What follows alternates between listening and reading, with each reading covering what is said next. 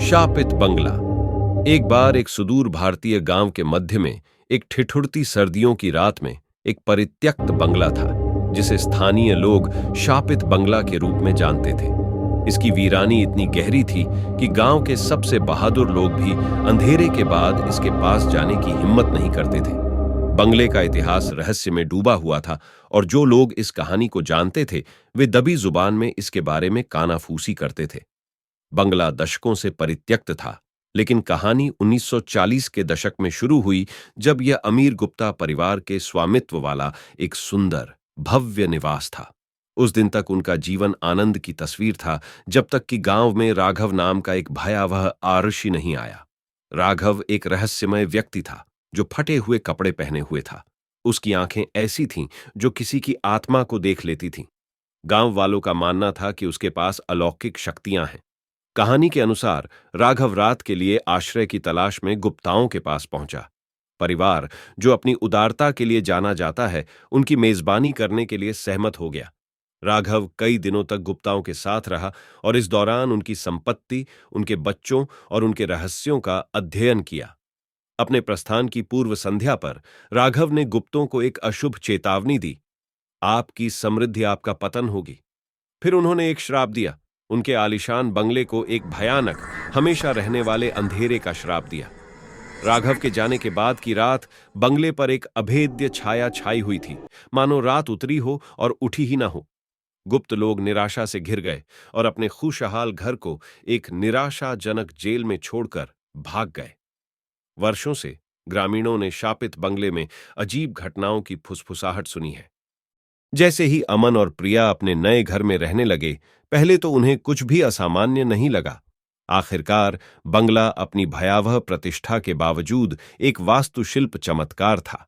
फिर भी जैसे जैसे सूरज क्षितिज से नीचे डूबता गया, बंगला अपनी अंधेरी कहानी के अनुरूप जीवंत होता गया। घर बदल गया, अंधेरे के अभेद्य आवरण में लिपट गया, जैसा कि राघव ने भविष्यवाणी की थी। अमन और प्रिया ने खुद को पूरी तरह से अंधेरे में पाया, यहां तक कि अपने हाथ भी नहीं देख पा रहे थे। वे अनदेखी बाधाओं पर ठोकर खाते हुए प्रकाश के स्रोत की तलाश में भटक रहे थे।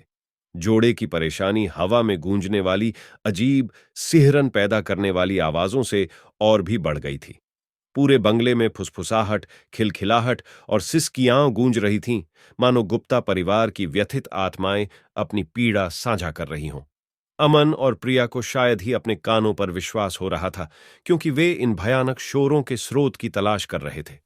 उत्तर की तलाश में उन्हें बंगले के नीचे एक छिपा हुआ कक्ष मिला। अंदर उन्हें एक प्राचीन, धूल भरी किताब मिली जिसमें राघव द्वारा दिए गए श्राप और उसे दूर करने के एकमात्र तरीके के बारे में बताया गया था।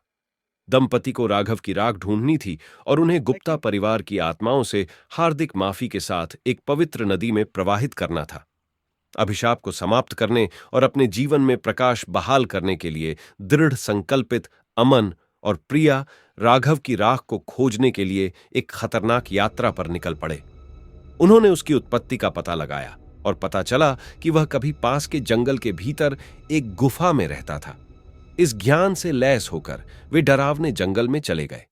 जंगल टेढ़े मेढ़े पेड़ों, उलझी हुई लताओं और बेचैन कर देने वाली खामोशी का चक्रव्यूह था।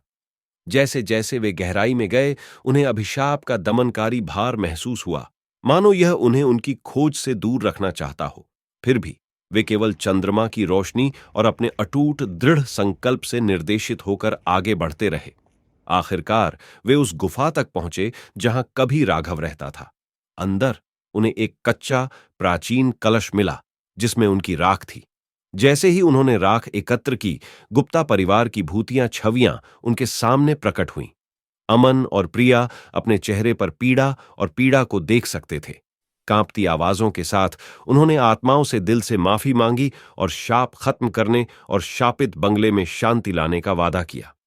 भूतों ने स्वीकृति में सिर हिलाया और धीरे धीरे फीकी पड़ने लगी और अपने पीछे बंद होने का भाव छोड़ गई।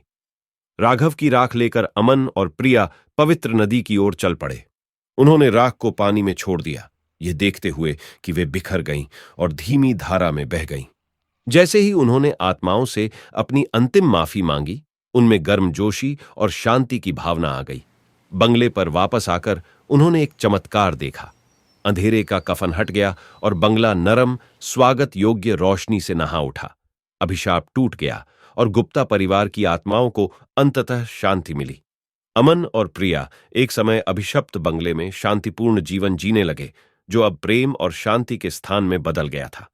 उन्होंने अपनी यात्रा की कहानी साझा की और शापित बंगला ग्रामीणों के लिए आशा और मुक्ति का प्रतीक बन गया।